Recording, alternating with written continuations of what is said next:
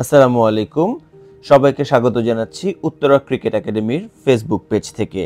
স্ক্রিনে যার ছবি দেখতে পাচ্ছেন তিনি শামসুর রহমান শুভ, বাংলাদেশ ঘরোয়া ক্রিকেটের অন্যতম একজন সেরা এবং সফল ব্যাটার।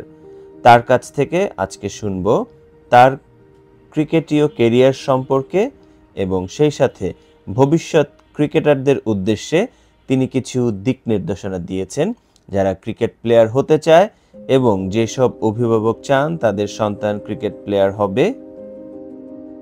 মূলত তারা এই ভিডিওটা অবশ্যই সম্পূর্ণ দেখবেন।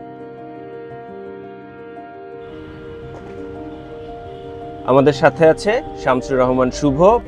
5টি গুরুত্বপূর্ণ প্রশ্ন শামসুর রহমান শুভর জন্য।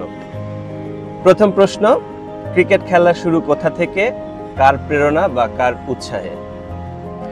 বেসিক্যালি ক্রিকেট খেলার উৎসাহটা আমি সাধারণত আসলে প্রফেশনাল প্লেয়ার যে হব এটা কখনোই চিন্তা করিনি, বাট এলাকার ভিতরে ছোটো ভাই বড়ো ভাইদের যেরকম আমরা এলাকার মধ্যে খেলে থাকি ওই সময়টা আমরা খেলতাম। তো একটা সময় এসে আমার ফুফাতো ভাই যিনি আমার ফ্যামিলিকে বলে যে মামা আপনি ওকে বিকেএসপিতে দিয়ে দেন। তো যখন আমাকে বিকেএসপিতে দেওয়া হলো তারপর থেকে 2000 সালে আমি বিকেএসপিতে ভর্তি এবং বিকেএসপি থেকে আমার আসলে ক্রিকেটটা স্টার্ট। আর অনুপ্রেরণার দিক দিয়ে আমি সবসময় বলি যে সব জায়গায় বলি আমার যে আমাকে সবসময় অনেক কিছুতে হেল্প করেছে। বড় বোন। ওকে, দ্বিতীয় প্রশ্ন, আপনার ক্রিকেট খেলার ভিত্তিটা কোথায় তৈরি হয়েছে?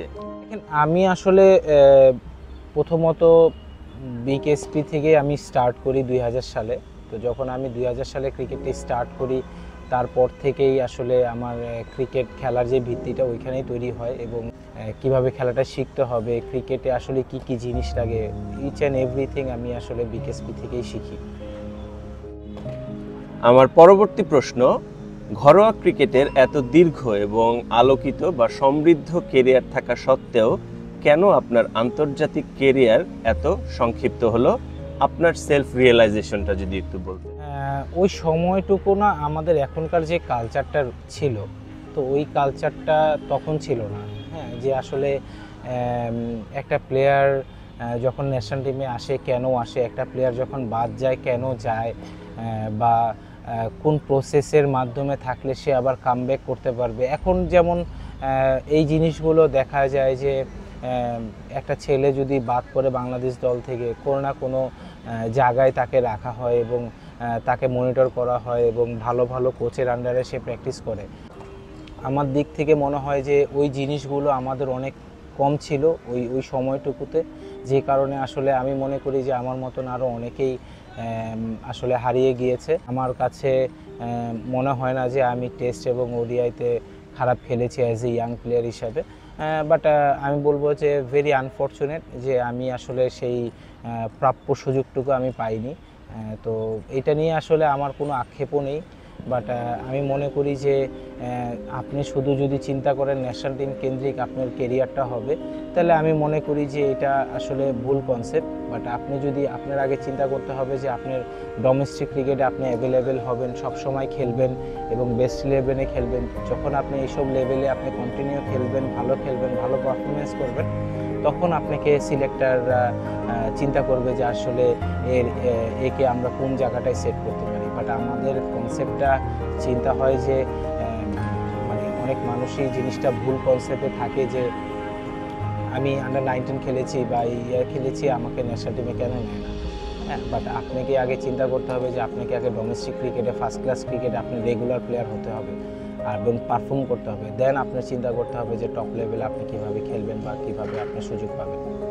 পরবর্তী প্রশ্ন, উদীয়মান ক্রিকেটার আমরা দেখেছি যে উদীয়মান অনেক প্রতিভাবান ক্রিকেটার আন্ডার-19-এ দেখা গিয়েছে তাদের পারফরমেন্স দেখে সবাই চিন্তা করেছে যে না, নেক্সট বাংলাদেশের সুপারস্টার হতে যাচ্ছে এই প্লেয়ারটা। বাট দেখা যাচ্ছে সময়ের ব্যবধানে এরকম অনেক প্লেয়ার বাংলাদেশ ক্রিকেট থেকে হারিয়ে গিয়েছে যারা ন্যাশনাল টিমে তো আসতে পারেই নাই, এদের অনেকে এখন ক্রিকেটের সাথেও নাই। এই মানে কেন এই জিনিসটা হচ্ছে, মানে আপনার ফাইন্ডিংসটা কি অ্যাজ এ সিনিয়র প্লেয়ার? দেখেন, আমি একটু আগেও বললাম যে আমাদের না ওই সময়টুকু না আমাদের ওই কালচারটা তৈরি হয়নি।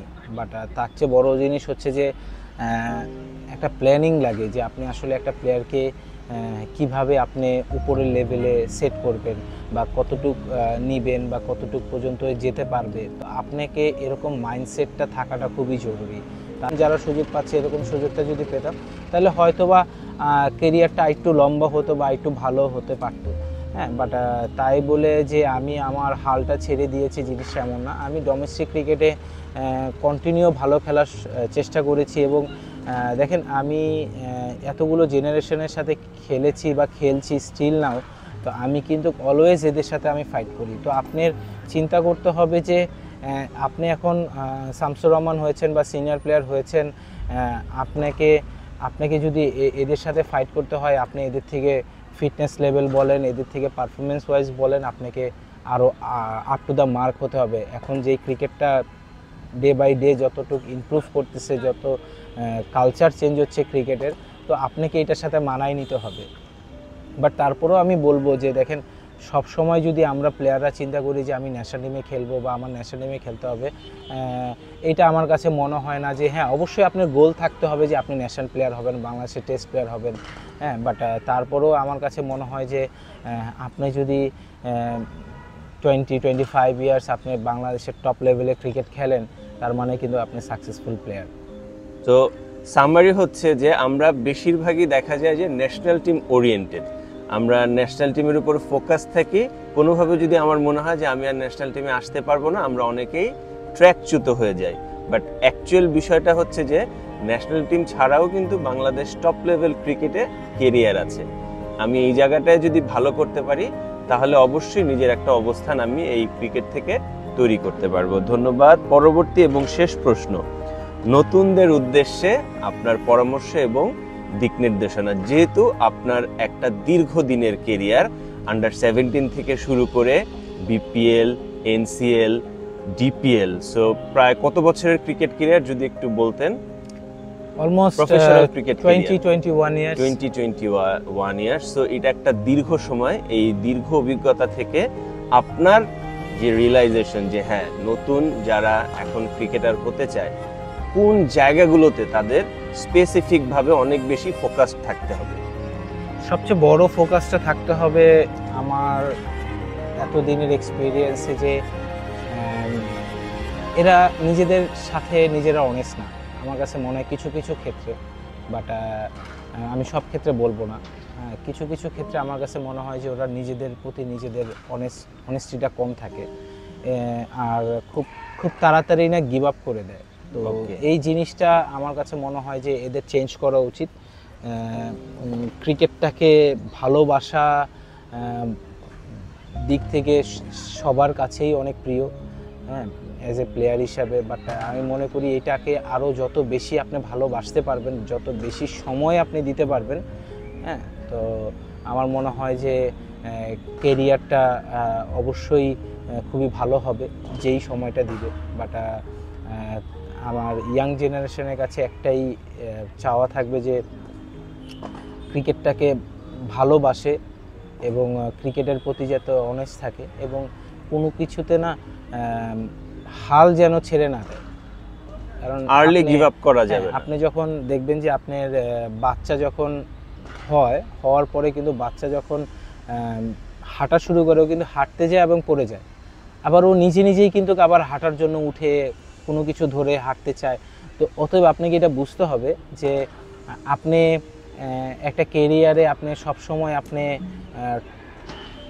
টপ মার্জিনে থাকতে পারবেন না, কোনো সময় আপস অ্যান্ড ডাউন আসবে। ওই সময়গুলোতে আপনাকে খুবই স্ট্রংলি জিনিসগুলো হ্যান্ডেল করতে হবে এবং খুব পজিটিভলি জিনিসগুলো চিন্তা করতে হবে। তো আমার দিক থেকে মনে হয় যে এখনকার ছেলেরা কষ্ট করার ক্ষুধাটা অনেক বেশি। বাট কি পারপাসে কষ্ট করছে বা কেন কষ্ট করছে এই জিনিসটা একটু ক্লিয়ার হওয়া উচিত ওদের কাছে। আর সবচেয়ে বড় জিনিস হচ্ছে যে ন্যাশনাল টিমে গোল থাকা উচিত। বাট তাই বলে যে আমি ডোমেস্টিক ক্রিকেটটাকে প্রাধান্য কম দিব, জিনিসটা এমন যাতে না হয়। অবশ্যই ডোমেস্টিক ক্রিকেটটাকে সর্বপ্রথম ফার্স্ট প্রায়োরিটি দেওয়া উচিত।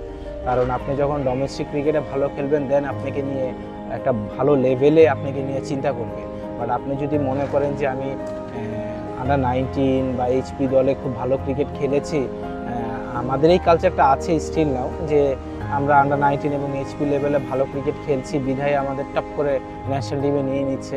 বাট এই জিনিসগুলো যে যত একটা প্লেয়ারকে সময় দিয়ে ন্যাশনাল টিমে না হবে ওই প্লেয়ারটার জন্যও ভালো হবে, এবং প্লাস আমার মনে হয় যে ওর কেরিয়ারটার জন্য অনেক সমৃদ্ধ হবে, কারণ সে ক্রিকেটটাকে বুঝতে পারবে এবং ইন্টারন্যাশনাল ক্রিকেটটা কেমন সেটাও সে জানবে। বাট আমার কাছে ওইটাই আমি যেটা বললাম, যে আমার কাছে মনে হয় যে প্লেয়ারদের আরেকটু মনোবলটা একটু শক্ত হওয়া উচিত, কোনো কিছুতে যেন হাল ছেড়ে না দেয়। ওকে, ধন্যবাদ শামসুর রহমান শুভ আপনার মূল্যবান সময় আমাদেরকে দেওয়ার জন্য। আশা করি আপনার এই দীর্ঘ কেরিয়ার এবং আপনার অভিজ্ঞতার আলোকে আপনি যে কথাগুলো তরুণদের উদ্দেশ্যে বললেন, তারা যদি এটাকে ফলো করতে পারে অবশ্যই তারা ভবিষ্যতে ভালো প্লেয়ার হিসেবে নিজেদেরকে প্রতিষ্ঠিত করবে। ধন্যবাদ আপনাকে। Thank you.